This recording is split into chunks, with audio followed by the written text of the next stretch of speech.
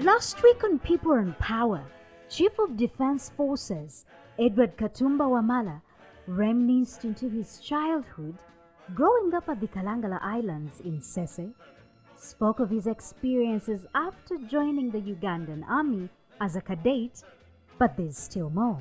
Join us once again for the second episode as we delve into the General's first test of war, the predicaments, the unforgotten moments, and family.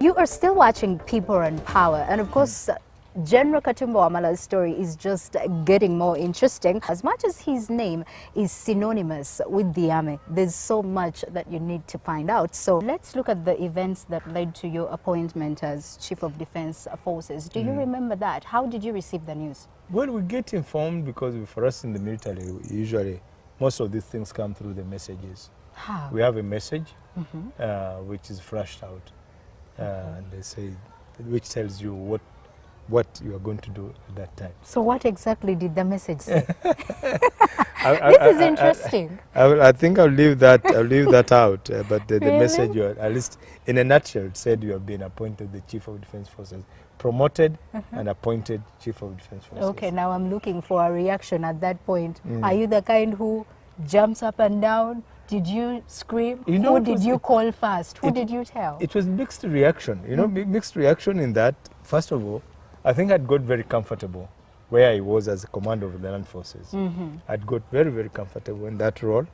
I was enjoying what I was doing, you know, moving in operation areas in Somalia and South in Sudan.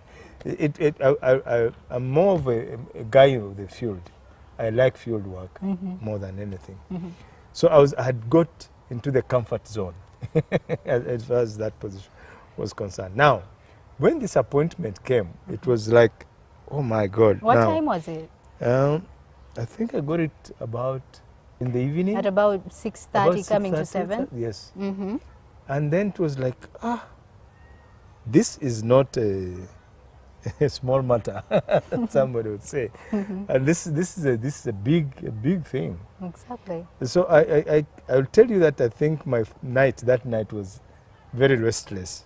Really? Yes. Okay. Who was the first person you told? Of course, I told my wife. Okay. So it was, I was a bit restless because it was like, this is a big demand. A big demand on my shoulder. You know, when I had the Chief of Defense Forces then, at least I was kind of under him, you know. Some of those hard decisions, I would refer somewhere for those hard decisions to be made. Exactly. But now, I was in the driving seat, and I was not going to have anybody to refer those hard decisions to, but myself. Exactly. So it was, good to go up. This is what I've been trying to think about, that, I'll get on top of the military. Now I've got there, and I'm like, is this what I bargained for in terms of responsibility? Okay. So it was a mixed reaction that night. But again, the beauty of it was that I was not treading on strange ground. Much as the level of responsibility had gone up, it was not a strange ground. Okay. It was far different from when I left the army to go to police.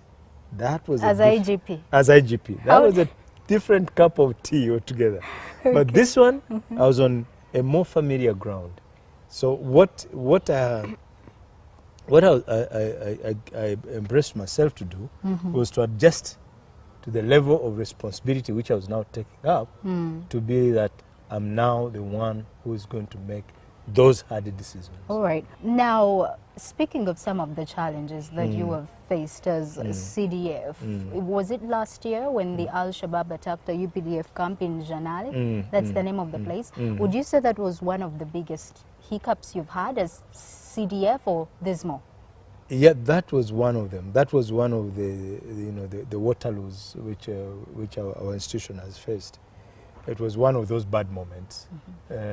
What worked for me, much as it was a bad incident, was that I was able to hit the ground immediately. I think it was one day after when that incident had happened, just to get the boys back into shape and give them reassurance and re-energize them. That I was able to do that I felt good that it's happened. Yes, it was a big blemish on the UPDF as an institution, but we're able to recover from that shock. All right. So what other incidences would you say have been trying moments for you as CDF? No. Yeah, CDF, no, not much.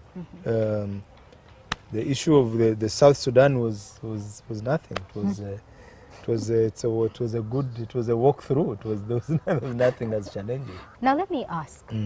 Maybe we watch a lot of movies. You As Ugandans or even human beings in general. But at the same time, we also watch lots of news reports or even report on these news stories. And we hear, well, this particular camp was bombed, this particular camp was bombed, you know. How can you take us through the reality of what exactly happens on a battlefield? And you as CDF, are you usually there on the battlefield, really, on the front lines?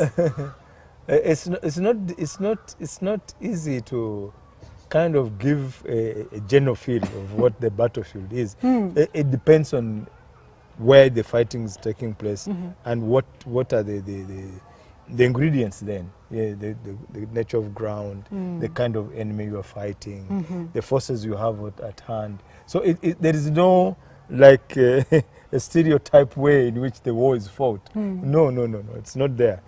Every battle, every war, every battle comes with its own uniqueness. Okay. Yes, you can't say, as I fought the battle yesterday, is how I'm going to fight the battle today. No. But are you usually on the front lines, you as CDF? You are supposed to be at a position where you can influence the battle, but not necessarily fight the battle. Okay. Yeah, because you have all those levels of command. You have the commanders at different levels. You don't want to fight that commander's battle. He has his battle. But the lieutenants, yes, the major generals, the captains, the majors, they need to fight the battle. So when do you... what you have to, is you must be in such a position that you can influence, you can guide, but without necessarily interfering in the battle. They don't like it. Again, in a few instances, like I said, like in this case of the January, where there was need to go back and re-energize the guys, bring back the morale, encourage them, in such instances. But it's not that you have to go and tell the other guy how to fire his rifle.